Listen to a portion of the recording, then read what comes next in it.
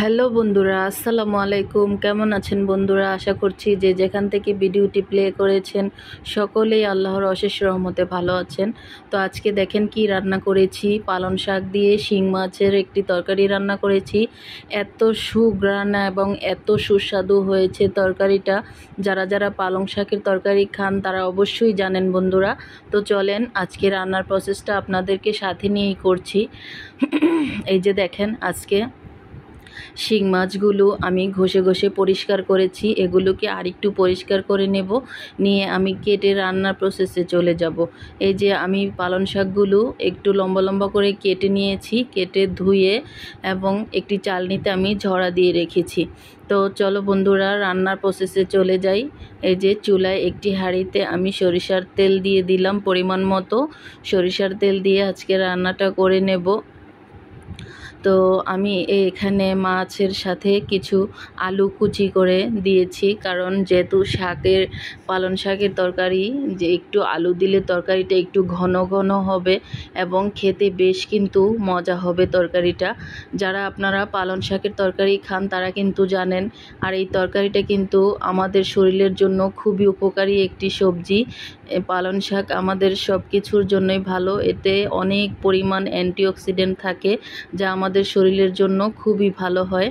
আমাদের ডক্টররা কিন্তু সবসময় আমাদেরকে পালং শাক খেতে বলে, কারণ এতে অনেক পুষ্টিগুণ রয়েছে। তো এই যে শীতের মৌসুম চলে এসেছে, এখন কিন্তু আমরা অ্যাভেলেবেল পালং শাক পেয়ে যাব। যেহেতু এখন একটু দাম এই সবজিটা, তবু আমরা অল্প অল্প চেষ্টা করব খেতে।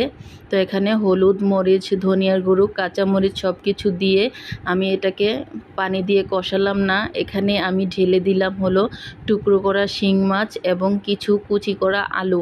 যেহেতু শাকটা তাড়াতাড়ি হয়ে যাবে তাই আমি আলুটা মাছের সাথেই দিয়ে দিলাম।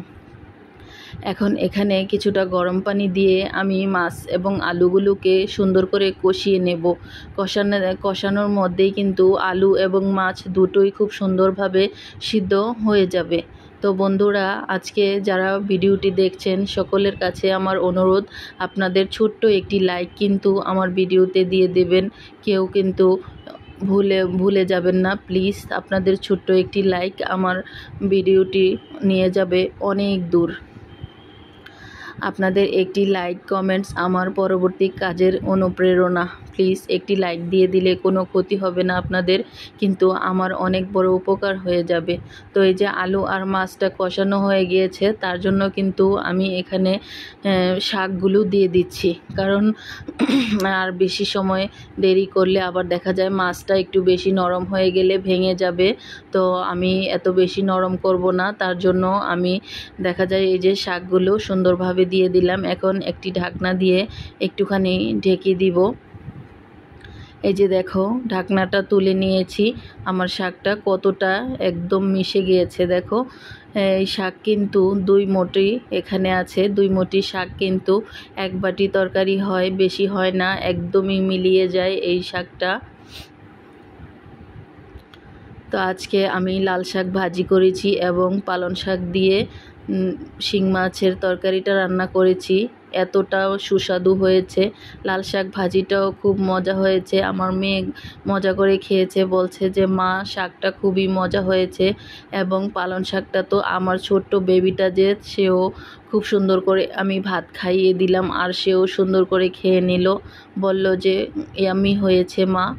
তো এই যে আমি তোমাদের সাথে সব কিছু শেয়ার করি বন্ধুরা। দেখো আমার তরকারির কালারটা কতটাই সুন্দর হয়েছে। শাকটা কিন্তু বেশি সিদ্ধ করা যাবে না, কারণ শাকটা কিন্তু লাল হয়ে গেলে কিছুটা টক টক ভাব চলে আসে, আর শাকের পুষ্টিগুণ থাকে না। এই শাকের পুষ্টিগুণটা বজায় রাখতে একদমই সঙ্গে সঙ্গে দিয়ে নামিয়ে নিতে হবে। দেখো আমি কিন্তু আলতো করে নেড়ে দিচ্ছি যেন মাছটা ভেঙে না যায়। আলহামদুলিল্লাহ আমার মাছগুলো কিন্তু ভেঙে যায়নি, খুব সুন্দরভাবেই তরকারিটা হয়েছে। আর মাছগুলো খুব সুন্দর নরম হয়েছে। শিং মাছ কিন্তু নরম না হলে খেতে মজা লাগে না বন্ধুরা।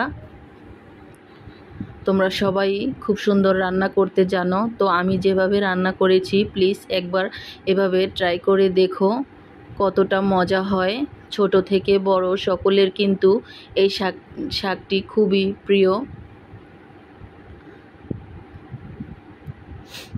তো বন্ধুরা, আবারও একটি অনুরোধ করে দিব তোমাদের কাছে, আমার ভিডিওটি যারা শুরু থেকে শেষ পর্যন্ত দেখেছো তাদেরকে অসংখ্য ধন্যবাদ, এবং যারা একটি লাইক দিতে ভুলে গিয়েছো প্লিজ আমার ভিডিওটিতে একটি লাইক দিয়ে দাও, এবং কেমন লাগলো আমার ভিডিওটি একটি মূল্যবান বক্তব্য আমার কমেন্টস বক্সে রেখে যাও। প্রিয় বন্ধুরা, তোমাদের সকলের কমেন্টসের রিপ্লাই দিতে আমার খুবই ভালো লাগে, এবং সুন্দর সুন্দর কমেন্টস পড়তে আমার খুব ভালো লাগে। পরবর্তীতে ভালো একটি কন্টেন্ট বানাতে আমার খুব ইচ্ছে হয়।